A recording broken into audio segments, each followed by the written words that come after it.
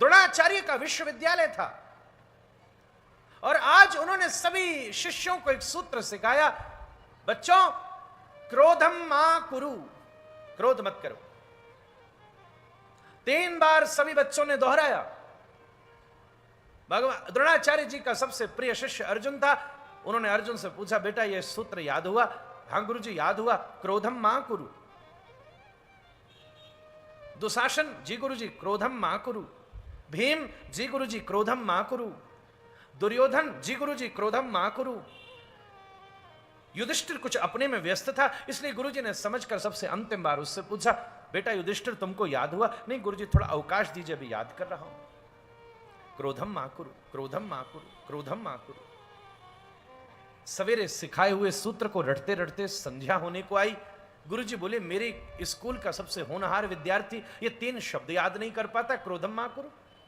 कोई बात नहीं, आज का समय पूरा हो गया, कोई पुराना प्रमाद रहा होगा, कल क्लास लगेगी, आज छुट्टी होती है। अगले दिन फिर सारे विद्यार्थी एकत्रित हुए और गुरुजी ने बड़े प्रेम से पूछा, बच्चों कल का सूत्र याद है? जी गुरुजी। दुर्योधन सबसे पहले तुम ही बोलो। दुर्योधन बोला, हां गुरुजी शायद ऐसा ही था ना, क्रोधम कुरु। गुरुजी ने कहा, नहीं मूर्ख, क्रोधम कुरु नहीं, क्रोधम मा कुरु। हाँ हाँ जी जी, क्रोधम मा कुरु का अर्थ होता है क्रोध नहीं करना चाहिए। मां संस्कृत में निषेधात्मक शब्द भी है। हाँ हाँ याद आ गया गुरुजी। युधिष्ठिर तुम्हें याद हुआ? युधिष्ठिर ने कहा, गुरुजी याद कर रहा हूं, अभी भी थोड़ा समय लगेगा।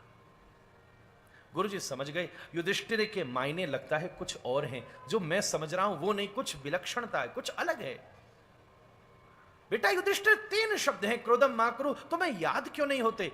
युधिष्ठिर ने कहा, गुरुजी मेरे शब्द तो मुझे याद हो गए, मैं जानता हूं, पर मैं इतनी बार रट रहा हूं कि वो मेरा स्वभाव बन जाए। मेरा मन तो सीख गया, मेरी बुद्धि में तो स्टोर हो गया, पर अभी मेरा नेचर नहीं बना। क्रोधम मा कुरु। गुरुजी मुस्कुरा गए, तेरे मायने तू ही जाने। बहुत साल निकल गए, महाभारत का युद्ध छिड़ चुका था। कौरव सेना की बागडोर आज सेनापति के रूप में गुरुदेव द्रोणाचार्य के हाथ में आ चुकी थी। और जब द्रोणाचार्य के हाथ में सेना की बागडोर आई तब उन्होंने एक चक्रव्यूह की रचना करी और योजना बना करके अर्जुन को उस चक्रव्यूह से दूर ले जाया गया। उस समय मां के गर्भ में सीखा हुआ वीर अर्जुन का वो महावीर पुत्र अभिमन्यु, जो बड़ी शौर्यता और वीरता के साथ इस युद्ध मैदान के ऊपर उस चक्रव्यूह को भेदता हुआ घुस गया। उस समय सारे धर्म को ताक के ऊपर रखकर गुरु द्रोणाचार्य के आधिपत्य के अंदर निरीहता से सैकड़ों राजाओं ने मिलकर के उस अभिमन्यु का वध कर दिया।